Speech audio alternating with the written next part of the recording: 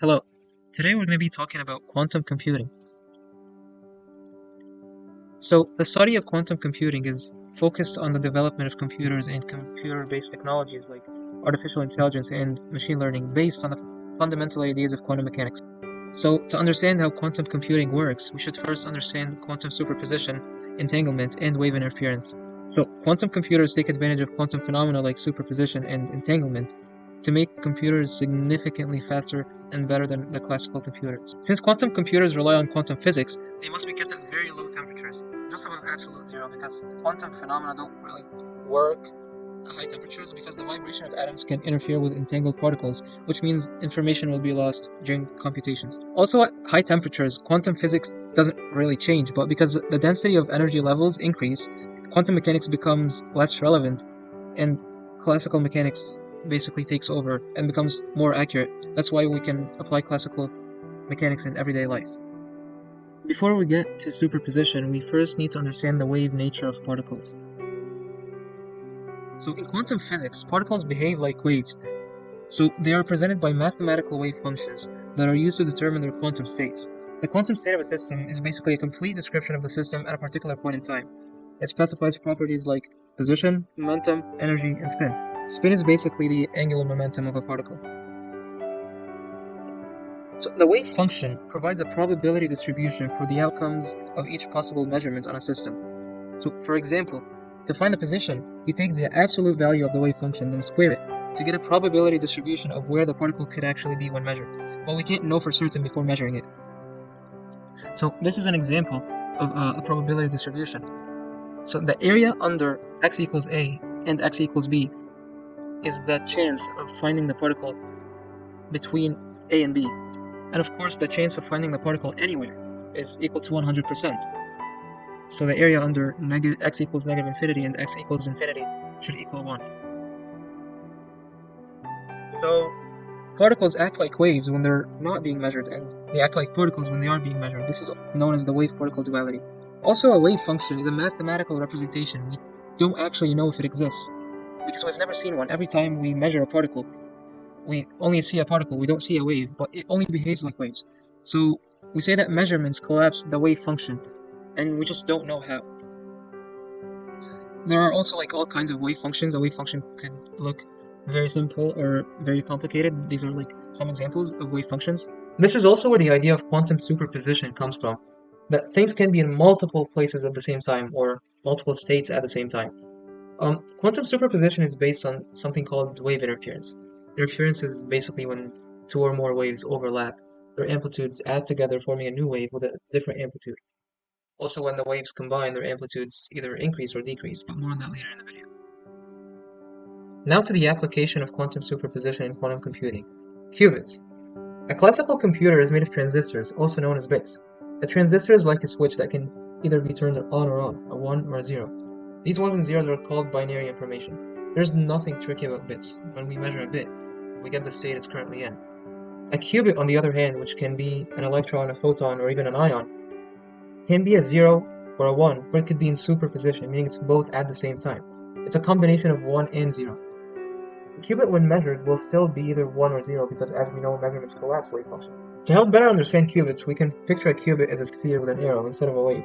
If it's spin up, meaning the arrow is pointing upwards, then it's a 0. If it's spin down, then it's a 1. But it could be pointing anywhere on the sphere. In that case, it's in superposition. Determining the probability of it being 1 or a 0 depends on where the arrow is. If it's pointing more upwards, then there's a higher chance of it being a 0 when measured. And if it's pointing more downwards, then there's a higher chance of it being a 1 when measured. Before we get into how this makes a quantum computer faster than a classical computer, we first need to look at quantum entanglement. When two electrons or two wave functions interfere with each other, they become entangled, and they form one wave function that describes the quantum states of both electrons.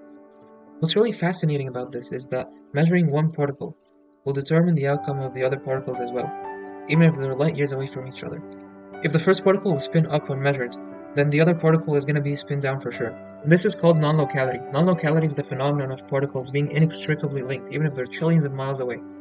So classical mechanics says that if you have a basketball and you're dropping it, its acceleration depends on its surroundings, so the gravitational field, air resistance, the ball's inertia, etc. But when you get to subatomic particles, classical mechanics does not apply anymore, and neither does common sense. The physical properties of particles aren't local to their surroundings anymore, but rather something very far away. This seems to contradict Einstein's theory of relativity, but we won't get into that because that's outside the scope of this video. Now that we understand superposition and quantum entanglement, how do these two phenomena make a quantum computer faster than a classical computer? In a classical computer, bits are independent from each other, meaning the state of one transistor does not affect the state of any other transistor. On the other hand, quantum computers use qubits, which can be entangled with each other, becoming part of one large quantum state. In other words, they become one system, and they no longer have independent possibilities. This means that if you change the probability of one electron or qubit, you change the possible outcomes of the whole system. The number of outcomes increases exponentially as you increase the number of qubits. The number of possible outcomes is equal to 2 to the power of n, where n is the number of entangled qubits you have.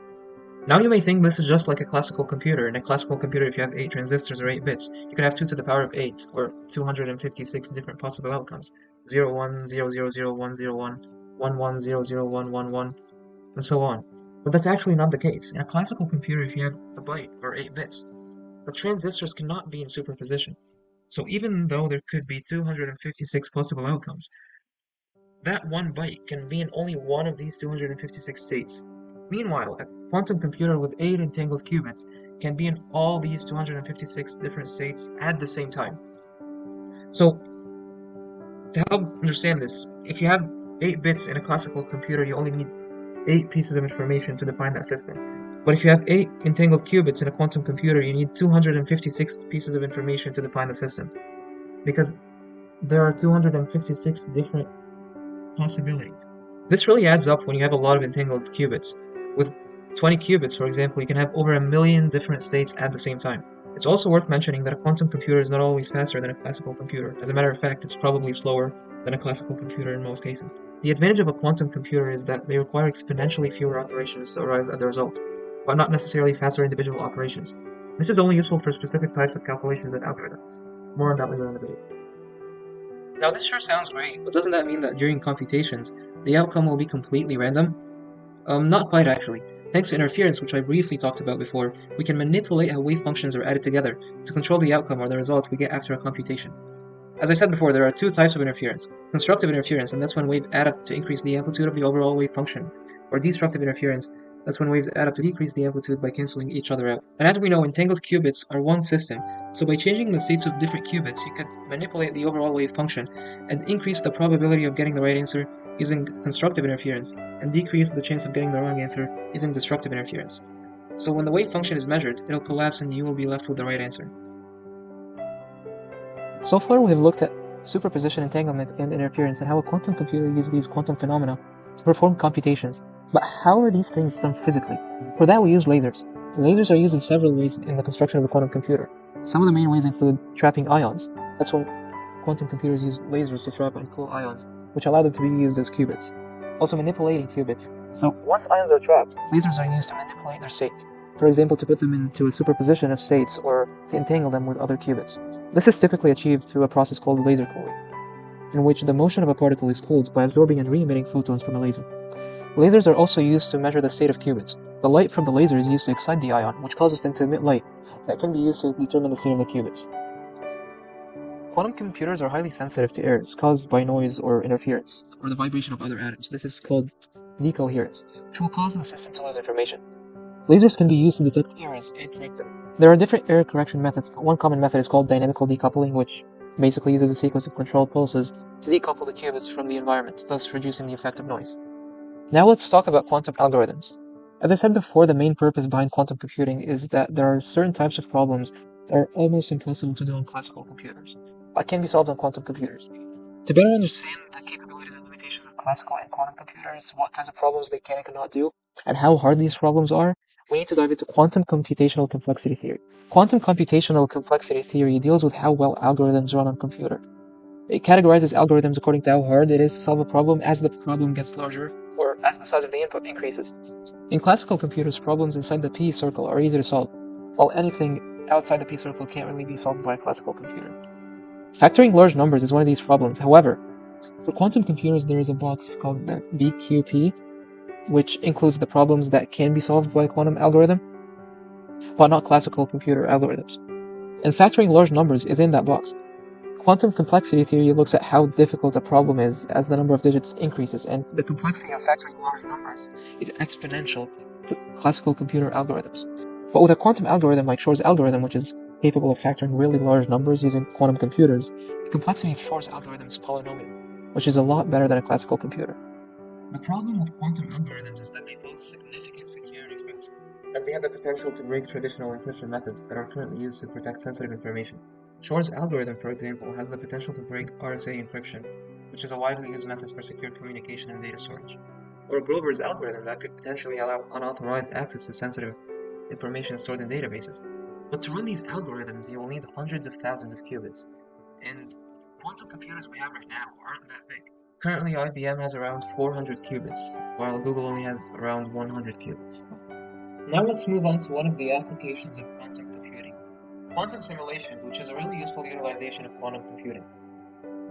A quantum simulation refers to the use of quantum computers to simulate the behavior of quantum systems. These simulations can be used to model a wide range of physical systems, including quantum chemistry, condensed matter physics, and quantum field theory. In classical simulations, the system is modeled using classical physics, which can be computationally demanding for large or complex systems. However, quantum simulations can result in exponential speedups for certain types of problems. Right now, we can't really simulate big quantum systems because we don't really have advanced quantum computers, but as we develop quantum computers, one of the main goals is to simulate systems like the behavior of exotic materials at low temperatures. This kind of quantum simulation could help us find the superconductor material that works at room temperature and pressure. A superconductor is basically a material that when you pull it down to very cold temperatures, electrons will be able to flow through it and experience zero resistance, which means that no energy will be lost to heat. However, keeping things at very cold temperatures is obviously very difficult, so scientists have been trying to find a superconductor material that works at room temperature and pressure. This means we could have computers that don't lose any energy to heat, which can be a lot faster and energy efficient. By the way, you also need superconductors to make a quantum computer, and that's why making a quantum computer and keeping it very cold is really difficult. Now, finding that superconductor material that works at room temperature is really hard because there are an infinite number of possible combinations of materials. But a quantum simulation could save a lot of time and money by being able to rapidly prototype materials inside a quantum computer, rather than having to physically make them in a lab. Of course, there are many more applications of quantum simulations, such as improving solar panels, batteries, developing new drugs, chemicals or materials for aerospace, or studying important chemical reactions to improve their efficiency. Lastly, let's look at careers. This is a list of quantum computing companies right now. They include Google, IBM, Amazon, and more. These companies are always looking for bright and driven engineers to hire. Examples of jobs are quantum machine learning scientist, or quantum software engineer, or qubit researcher, quantum control researcher, quantum error correction researcher, quantum algorithms researcher, or quantum microwave engineer. Unfortunately, you will need at least a master's degree in this field. Well, it's not really offered as a bachelor's degree in most cases anyways, so you'll have to have a degree in software engineering or computer engineering or computer science or a physics degree, and then get a master's or a PhD in quantum computing. It's also worth noting that the University of Waterloo is a world-leading university in this field with over 300 researchers. Speaking of researchers, there are lots of scientists and researchers that contributed to the field of quantum computing. First on the list is Richard Cleve. He teaches computer science at the University of Waterloo, and in 2008 he received a prize for fundamental results in quantum information theory, including the structure of quantum algorithms.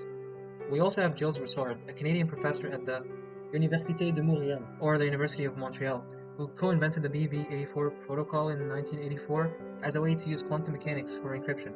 This offered a crucial theoretical basis for quantum computing. And lastly, we have Paul Benioff, an American scientist who received multiple awards in the field of quantum computing.